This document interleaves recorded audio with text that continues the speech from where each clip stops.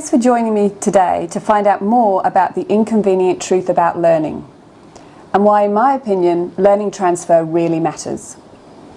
It's very inconvenient that 80 to 90% of learning is wasted.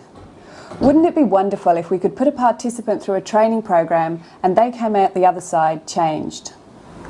It's inconvenient that there's a whole host of other factors that determine the outcomes of learning, aside from those which we can control inside the learning environment. And what does this mean? It means that out of the $4 billion spent annually in Australia alone on training, that $3 billion of this is wasted, meaning only $1 billion is transferred into recognisable change back in the workplace. There have been numerous studies done on the transfer of learning, dating back right from 1979 with Royer talking in The Educational Psychologist, right through to Newstrom, which is quite well known, in 1985, up to this year where we have Nevroskmy writing in the Journal of Learning Science discussing transfer of learning. However, the transfer of learning dilemma remains the same. Every training group I meet, I ask them to estimate the percentage of the learning that they feel they would transfer back into the workplace. And in fact, that they've transferred back into the workplace based on their previous experience at other courses. This figure rarely gets above 10% or 20% maximum. And so this means that there's literally dusty training folders littered around the country.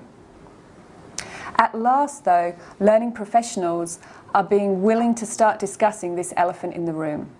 What has always been known is suddenly becoming at the top of the agenda. The American Society of Training and Development are, in 2011, hosting a conference solely dedicated to the transfer of learning. They cite that they want to address the growing recognition that learning without transfer is incomplete.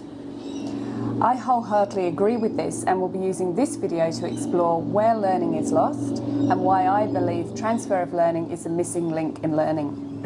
Thinking about learning as a whole, when someone is commissioning a training or a learning program, what they really want is the outcome from the learning back in the business. They want the subsequent change and the business results that this will bring. And I'd question, in fact, if people don't want a specific outcome from their learning, then why are we putting people on learning or training programs in the first place? Some people feel that learning is fulfilling for learning's sake, but I believe it's only fulfilling when people can actually take it away and use it to help them get from A to B. Learning is a pathway to a different outcome, whether that's improved sales, better leadership, better retention of staff. In fact, in many ways, a learning intervention is part of a lever for creating change, where you have the challenge or the opportunity within the business on one side and the effort that the individual puts in on the other, with the learning intervention being the fulcrum or the pivot for the change about which the lever turns. So let's look typically at how a learning intervention is built up. Let's consider the process that most learning and development professionals go through when they're designing a learning program. The learning design process that many people know, or certainly a version of it, is called ADI. So faced with a business need, problem or opportunity, people who are developing learning interventions will often go through the process of A, analysing and determining what is happening within the business and what performance objectives need to be identified. D, designing, creating a roadmap for establishing the roles and objectives. The second D is for developing, creating the elements laid out in the roadmap and the design. And then I, implementing and deploying the training. The final E is for the evaluation, measuring whether the training has worked or whether the goals have been achieved. The tragedy is in the implementation phase, the implementation is often about transferring the skills and the knowledge to the individual and not transferring the skills and knowledge back into the workplace. When they leave the implementation phase of a training program, people can often demonstrate the new skills and knowledge learnt, and they will have done so in role plays and practice during the controlled learning environment. But what next? What supports them when they go back into the workplace to help them transfer the skills? In reality, most of the learning disappears down the learning black hole. Back in the old environment, at the desk with emails to answer, meetings to attend to, it's very hard for people to prioritise and put the change into place.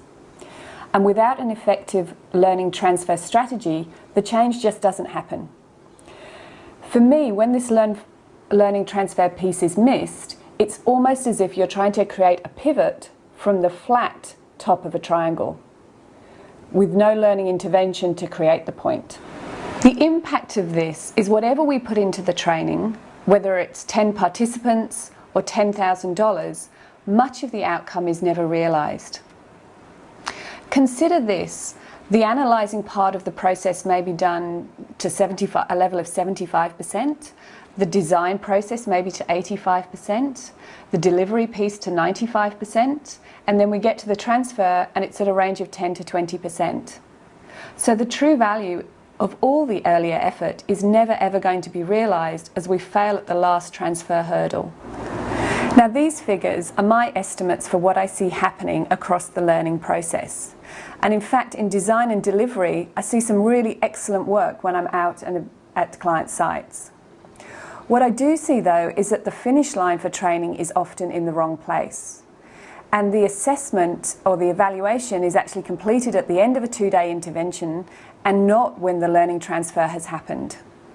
So we've all heard that learning is a process and not an event, but the trend tends to be to bolt on activities to an event to try and make it a longer process rather than have a sustainable transfer of learning strategy in place. In another video, I'll be looking at more transfer of learning strategies, but the bottom line is don't leave it to chance and make sure you have a strategy. Only by having a strategy in place will you realise the full outcome of your learning intervention, and without it much of your effort will be lost.